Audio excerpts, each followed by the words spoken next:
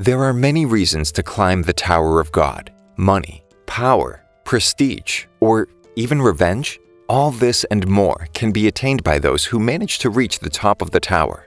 But for Rachel, there has only ever been one wish: to see the starry night sky. So she embarks on a dangerous journey to the tower, which she enters through a portal that opens up beneath her and her friend Baum, who desperately wants to stop her from leaving him. Baum has no desires of money or power that drive him to climb the tower, but a life without Rachel seems unbearable to him, so he too vanishes through the great door beneath him. In the tower, Baum is greeted by Hedon, the caretaker of the tower, who asks him if he is ready for the first of many tests that could bring him to the top of the tower, and thus to Rachel. A large cage reveals itself before Baum's eyes, with a sinister inhabitant, a white steel eel. The aggressive eel is guarding a black sphere in the center of the cage, which Baum needs to destroy to pass his first test. Hedon offers him a last opportunity to turn around and leave the tower, but Baum immediately sprints towards the cage. At the last moment, he is forcibly stopped by a kick in the face. Baum's attackers introduce themselves as Princess Yuri and Evan, her helper and navigator. Yuri doesn't want to let the innocent and weak-looking Baum go into battle against the eel so defenselessly, and decides to lend Baum her sword, the Black March, despite much protest from Evan. Armed with Yuri's sword, Baum enters the cage. The big eel heads straight towards him, tears open its big mouth, and swallows Baum. Yuri cries out in horror and wants to rush to Baum's aid, but she is stopped by Hedon. Suddenly, the eel writhes in agony and green slime oozes from its mouth. Baum has indeed done the right thing and passed the first test by overcoming the fear of death. The monster spits Baum out, who strides to the sphere and thrusts the sword into it with all his strength. But nothing happens. The sphere remains whole. While Baum is frantically stabbing the sphere, the eel regains its strength and sets off to attack Baum again. Evan shouts at Baum that he should ask the sword for help. To the great astonishment of the spectators, the sword actually responds to Baum's call for help. A woman appears from the sword and defeats the eel. She then grants Baum the strength to climb the tower and teleports him to the next level. Yuri cannot believe what she has just witnessed. She has often asked the sword for strength and has never been granted it. Moreover, she now has another problem. Baum has disappeared into the next level with her sword. Now, Yuri and Evan have to follow him to retrieve it. Baum thinks back to the moment he met Rachel. He was trapped in a cave, lonely, dirty, and feral, until one day Rachel found him and told him about the world. She taught him to read and write, and drew him a picture of the stars she so desperately wanted to see. Suddenly, Baum finds himself in his second test. The 400 contestants on a field are to reduce their number to 200 in a given time using all possible means. Merciless fights break out immediately between the competitors, and Baum escapes death by a hair's breadth several times. But suddenly, he finds himself surrounded by 3 opponents: a huge, multi-eyed creature, a white-haired young man with a briefcase, and an aggressive alligator. All seem to be out to get him. However, the white-haired man, Kun Aguero Agnes, is looking for strong allies with whom he can climb the tower. At first, he wants to leave Baum to his fate, but a glimpse of Baum's mighty sword arouses Kun's curiosity, and he rescues him from the clutches of the alligator, Rock Wraithraiser. Baum and Kun decide that the best tactic is to just hide and wait for their opponents to eliminate each other. But suddenly, they are found and attacked by Rock. Kun is just able to fend off his attack with his briefcase, and before Rock can launch his next attack, the end of the test is announced. But at the same time, the next test is already declared. The remaining participants have 5 minutes to find 2 allies. This gives Baum and Kun no choice but to form an alliance with Rock. The remaining 120 players who have passed the 2 tests are now taken to Evan Kell's mothership. They are greeted by Lero Rowe, test administrator, and Ranker, which is someone who has managed to climb to the top of the tower and get to King Jihad.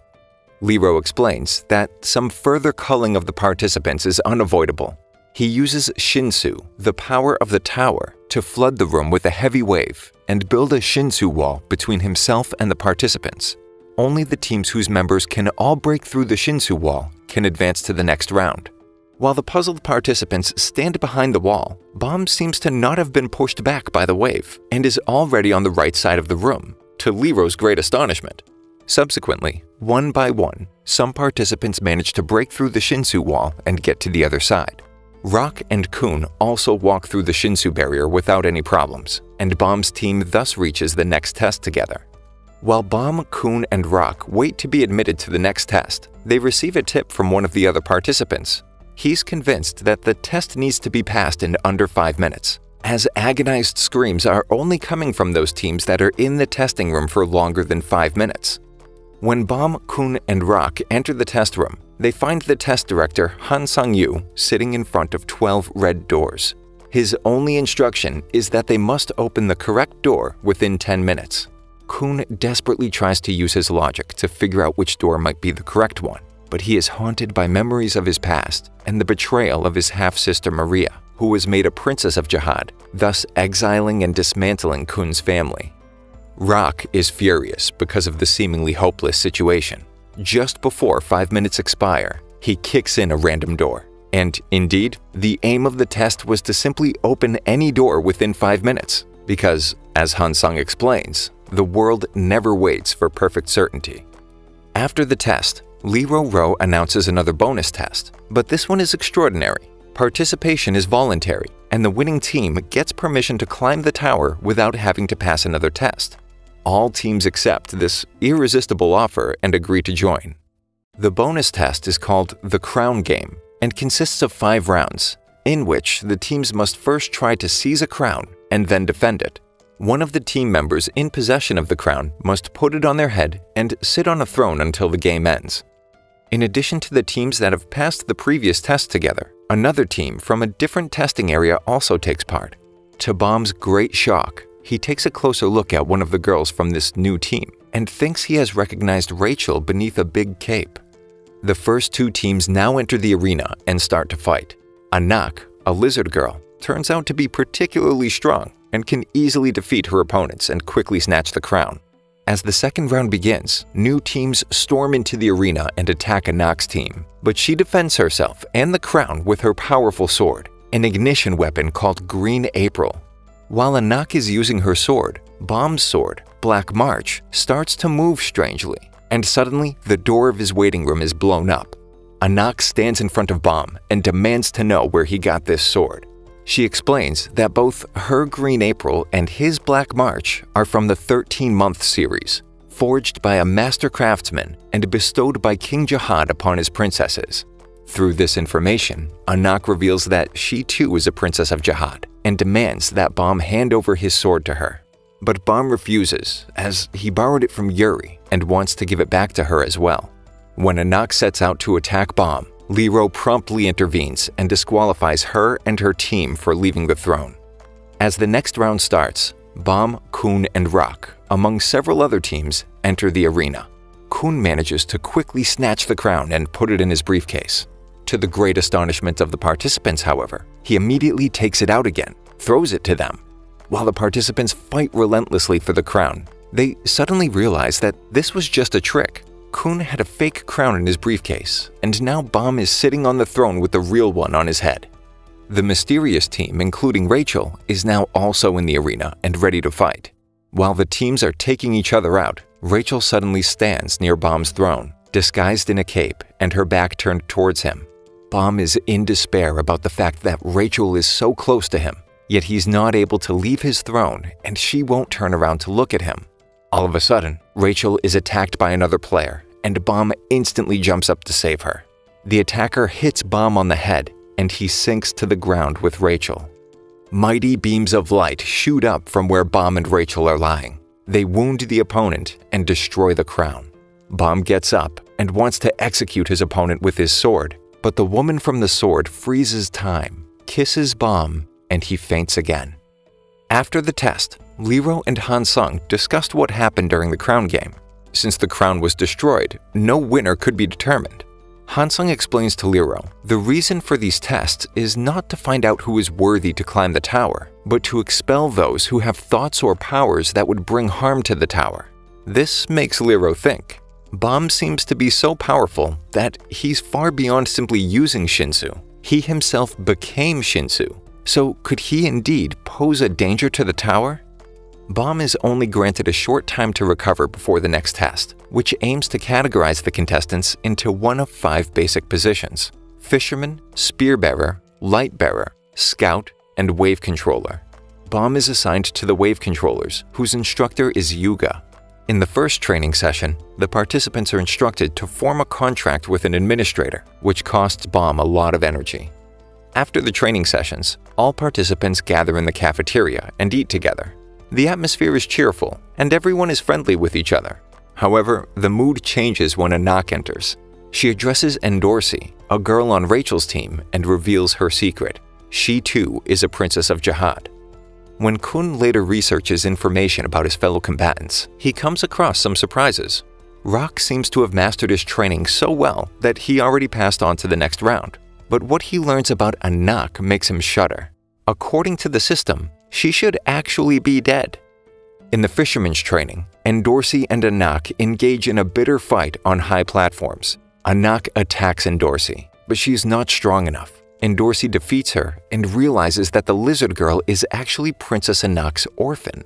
The chosen princesses of Jihad were forbidden to reproduce and thus pass on their powers. But Anak's mother had broken this rule when she fell in love and had a child with the chef of the tower. Consequently, her house was set on fire by the other princesses of Jihad. Now, the lizard girl has returned to the tower to take revenge for her mother on all with the name Jihad, and Endorsi is to be the first. The struggle ends when they both fall off the platforms, badly injuring themselves. But after a short period of recovery, the next test already begins, and the participants are split into 2 teams. Team A, which includes Kun, Anak, Shibisu, and Loru, among others, is to start first. The team selects Anak to be their it and wear a red badge, which she has to defend until the end. Test examiner Quant also takes part and is the second it with a red badge. His goal is to steal Anak's badge while the entire Team A tries to steal his badge. Kun has devised a special strategy and manages to delay Quant until Anak hides under the bridge. But Quant quickly sees through the plan and jumps off the bridge, pulling Kun with him. But Anak, who lingered on a floating lighthouse, saves Kun with her green April. Since Quant now has 2 little Shinsu left to climb back up, Team A is almost certain to win. But unbeknownst to their comrades, Kun and Loru help Quant get back on the bridge and stop Anak. To the test administrators, this seems like an incomprehensible betrayal of Kun to his friends, but they soon realize Kun knows that he and his friends in Team A are guaranteed to pass despite their defeat. However, Bomb and Endorsi in Team B would only be able to pass with a victory. Now it's Team B's turn. After a brief dispute, Endorsi is appointed it, but she too seems to suddenly turn against her own team and kills the other 2 fishermen. Ho also follows his own plans. Days earlier, he'd received an anonymous letter saying that the way to get rid of Bomb is to kill Rachel. Ho holds a grudge against Bomb. Although they are friends, he envies Bomb's abilities and the fact that everything comes easily to him. When Bomb and Quant find Ho, he's holding Rachel hostage at knife point. During an intense struggle, Ho accidentally stabs his knife deep into Rachel's back. Bomb thereupon incapacitates him with a Shinsu technique that took even Quant hundreds of years to master. While Rachel is bleeding heavily in Bomb's arms, Ho raises his knife and rams it into his own chest. When Endorsi arrives on the scene, she manages to trick Quant with Bomb's help and steal his badge, leading Team B to victory. After the test, the remaining participants hold a memorial for Ho. Since Rachel can no longer walk due to the stab wounds in her back, Bomb promises to be her legs and carry her to the top of the tower. Meanwhile, Wave Controller teacher Yuga is paid a visit by Han Sung. He reveals Yuga to be Lopo Bia-ren, a member of the Royal Enforcement Division whose mission it is to retrieve the Green April and eliminate the imposter Princess Anak. To Ren's surprise, however, Han Sung lets him continue his plans unhindered. The next day, the results of the test are announced. All of the friends have passed, but Han Sung explains that Rachel is unable to take part in the next test because of her injuries, and she, therefore, fails. Kun is indignant about this and demands to take the administrator's test, but Han Sung explains to him that there is one condition that Kun cannot fulfill. Only an irregular, someone who entered the tower by opening the gates on their own, instead of being chosen by the tower, can take the administrator's test. Bomb then comes forward and, to the astonishment of his companions, reveals that he is an irregular. Bomb consults with his administrator and is granted permission to take the test with Rachel. The other participants are also offered the choice to help the two, and, if successful, earn the right to immediately climb the tower by the shortest route. When the test starts, Bomb and Rachel find themselves in a Shinsu bubble, underwater, where their task is to wait until dolphins have spun their net around them, only to be eaten and spat out by the net dolphin queen. Meanwhile, on land, the other participants have to keep things running smoothly and defend the dolphins against various creatures: barnacle goblins, giant wetworms, striped earth pigs, and most dangerous of all, the bull. Shibisu soon faces this bull in a cave. He is instantly attacked, but can be saved just in time by a knock. Her and Endorsi take turns fighting the monster, but the bull flees, and the girls get separated trying to follow it. Endorsi quickly finds it again and fights it with all her strength. Meanwhile, Anak is found by Ren, who is on the mission to retrieve her sword, and attacks her. Ren badly injures Anak before steering the bull towards him, who now has Endorsi in its clutches. Ren throws the green April to Endorsi and orders her to kill Anak in the name of her father, the King of Jihad, as the very existence of Anak is a disgrace to the tower. However, Endorsi reaches out to Anak, and the two princesses fight Ren with combined forces. Ren seems to prevail at first, but suddenly, Princess Yuri intervenes. She tells Ren that she will now take over retrieving the swords of the 13-month series herself, but Ren refuses to back down. She then attacks him with a snap of her fingers and orders her follower Cordon to kill him. In his last breath, Ren confesses that he sent the bull towards Bomb and Rachel. The bull destroys the Shinsu bubble and attacks Bomb. Bomb defends himself with powerful Shinsu balls, but he is not strong enough, and the bull devours him. But suddenly, the bull writhes in agony and explodes from the inside. Bomb falls into Rachel's arms, and together they are dragged upwards by the net dolphin queen. Their goal is finally within reach. Bomb will soon be able to see the stars at the top of the tower with Rachel. He reaches out to her, but suddenly, Rachel stands up and pushes him into the abyss. Did Rachel really just want to see the stars? No. All she wanted was to be a star herself. Head-On realized this immediately when she first entered the tower and set her a task. Her condition for climbing the tower was that she had to kill Bomb. Since then, she has been waiting for the ideal moment to do so. Their time together in the tower had only strengthened her determination. Bomb seemed to get everything with ease she so desperately craved: friendships, prestige, power, and immeasurable strength. The anger and jealousy grew inside of Rachel, until finally the ideal opportunity presented itself to get rid of Bomb in the final test. And Rachel's plan worked. The remaining participants, mourning Bomb's supposedly tragic accidental death, decide together to fulfill Bomb's greatest wish, to take Rachel to the top of the tower. But Bomb awakes at the bottom of the lake. Now he has a reason to climb the tower after all, to find his answers. Thank you for sticking until the end. Subscribe for more videos like this.